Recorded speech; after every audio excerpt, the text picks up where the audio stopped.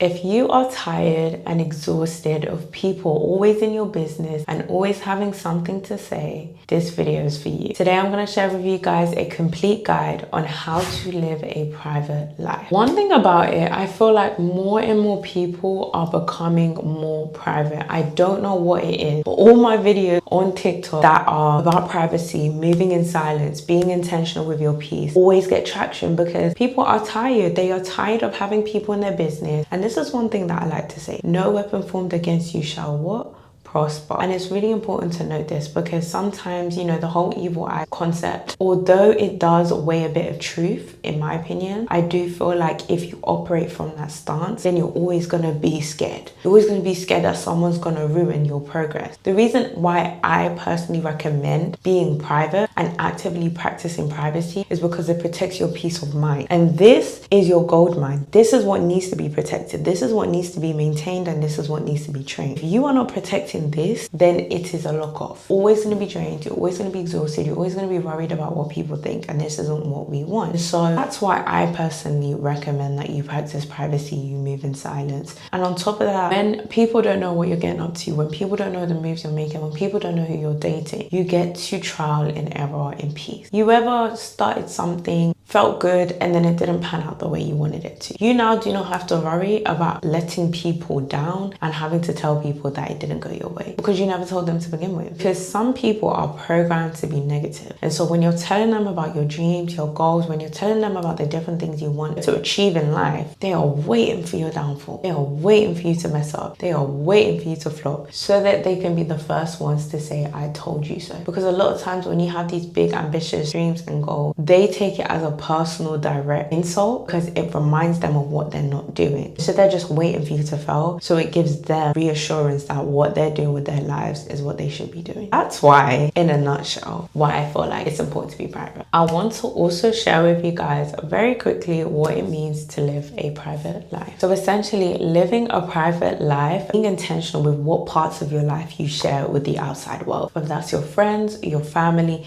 even your romantic partner. Because I'm a firm believer that you shouldn't share everything with your partner. I don't think you should share everything or information with anyone. That should really be between you and God. Because let me tell you something, the minute you start to open your walls down and you're being vulnerable and you're being vulnerable about everything, I promise you people are judging you. Even the people that love you, there's still a level of judgment taking place. When you're selective with your information, you ensure that you are always controlling the narrative because not everyone knows every aspect of your life. So essentially, privacy equals power. If you want to have power over your relationships, if you want to have power over your life, then you need to be very selective with what you share with people and only share certain parts. Now, this doesn't mean being manipulative, playing a game, none of that. All it means is being strategic and deciding what you're going to share with who. You can share, different variations of yourself and of your life to different people. Selective visibility.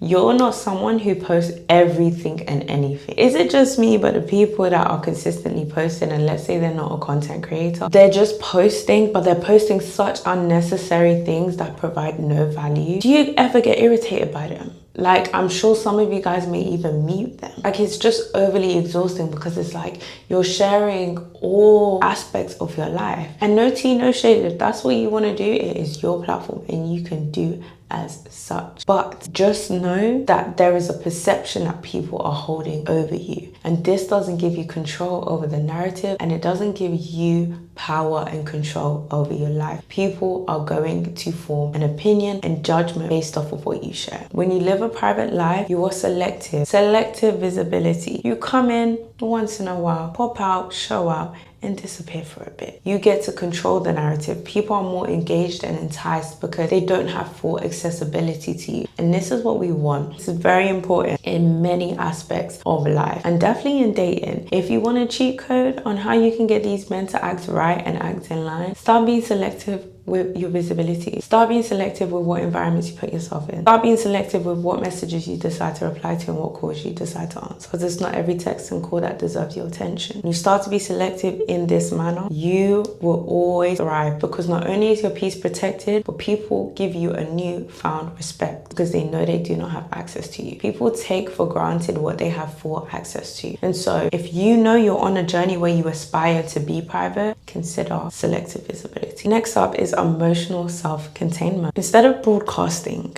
how you feel, let's say you're in crash out.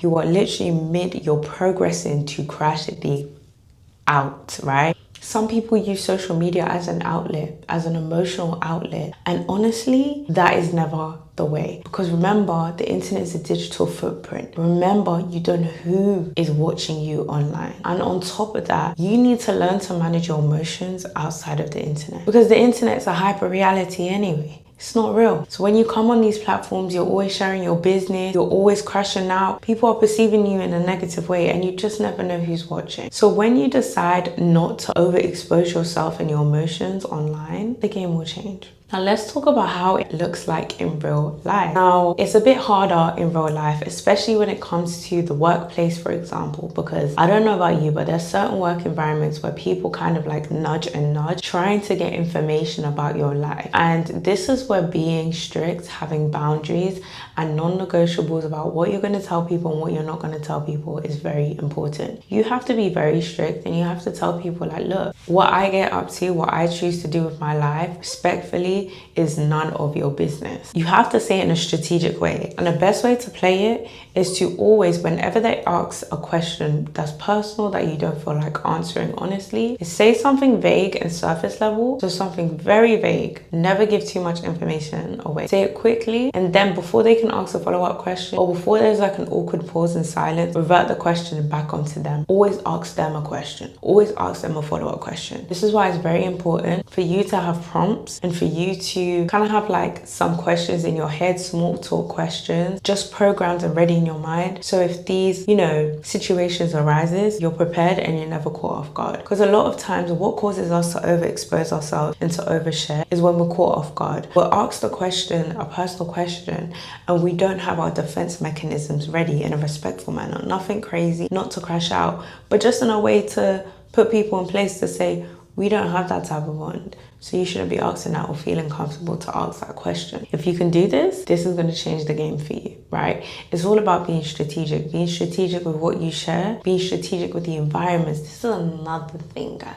If you are trying to level up and if you are trying to become more private, you can't be going everywhere.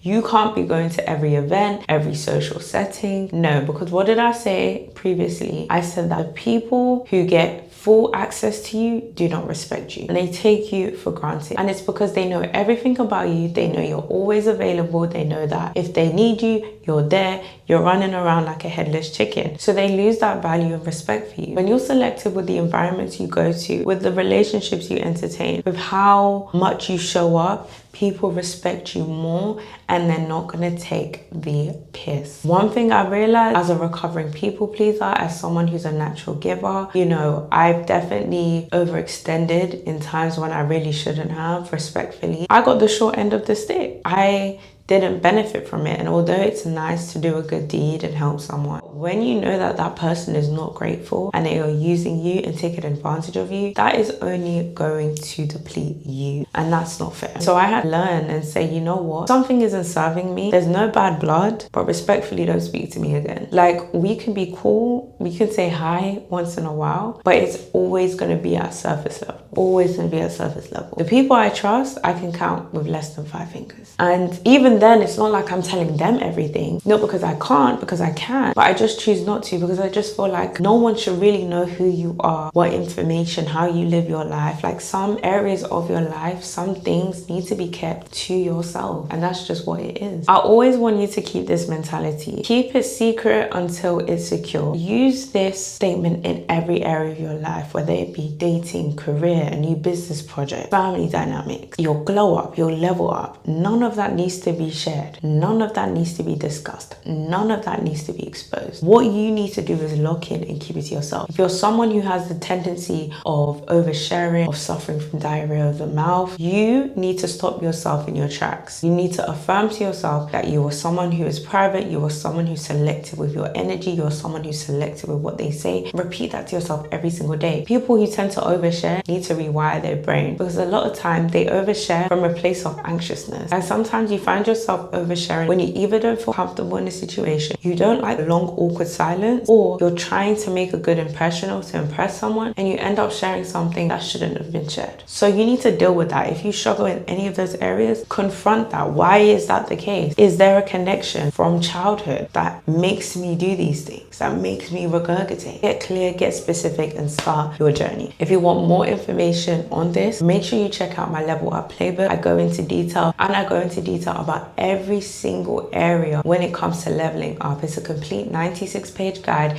and it's going to give you all the tools, the mindset shifts, the printables, the journal prompts that you need to have a transformative level up permanently, for good, by the way. And I'm going to briefly talk about dating, because dating is really important. Now, everyone's going to have their opinion on what they should share about their partner and what they should share about dating, and that is fine. I don't care what you choose to do. But if there is an inclination in your heart telling you that you want to live a more private life moving forward, when you date, I want you to keep your dating stories and scenarios to yourself. I only want you to tell friends and family when it is secure, when it feels secure, and you will know through your intuition, your actual intuition, so not your lust, but your actual gut and intuition will let you know if this is the right man for you, as well as God praying, because your gut, your intuition, your spirit, whatever you want to call it, is connected to God. You want to wait, make sure it's secure. As I said, once it's secure, then you can share. Now, when you're outside and you are dating, you're getting to know, man. Your information, your life, the experiences you've had, your trauma, the bad times, all the negative aspects of your dating life will not be disclosed with man, period. Another aspect, the first month or so, if men are asking you what your goals are in life, keep it very surface level. You do not need to expose your big ambitions. They may ask you where you see yourself in the next 5 years. Say something surface level like happy.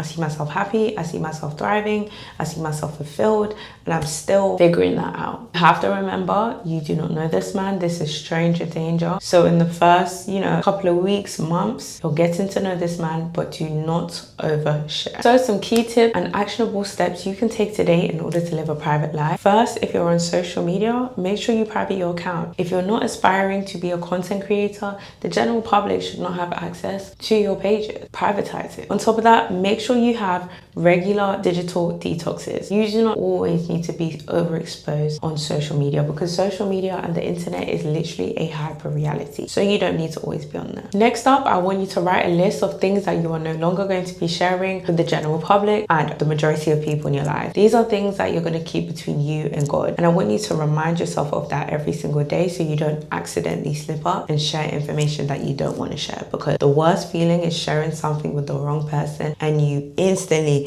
get that thought like, why did I open my mouth and share that? It's the worst feeling. So don't put yourself in that position. Write that list and remind yourself every single day. Next up, always practice the statement, keep it secret until it's secure. This is relatable in all areas of your life. So make sure you are actively practicing this and ensuring that you are being very strategic not to share things while they are still in the works. Once everything is confirmed, or once everything has kind of bloomed, then cool, you can share if you even want to. We don't have to. Make sure you observe, listen before you speak. Make sure whatever you say is going to give value. It's going to allow people to perceive you in a positive light. Not that people's opinions of you matters, but remember, this game of life requires you to be strategic. It requires you to low-key play the game. Play the game and play it well, and make sure that you observe and you have the power and control by being strategic and deciding exactly what needs to be shared and what doesn't. And use a journal as your emotional outlet and not social media. If you really want to pour out your heart and really have a DMC, use your journal, pray about it. Like, we don't write enough. we don't write enough. We scroll too much and we don't write enough. We don't process our feelings, we don't journal. And this is where we go wrong as a society. Start journaling how you feel. Start using journal prompts. My Level Up playbook has some journal prompts ready for you to use. Start really going and exploring, identifying parts of your life that needs work, you know, parts of your emotional state, what needs to be worked on, what needs to be nurtured, what needs to be investigated and discovered, and go from there. Because this is also going to help you on your level up journey. Essentially, guys, a private life is a happy life.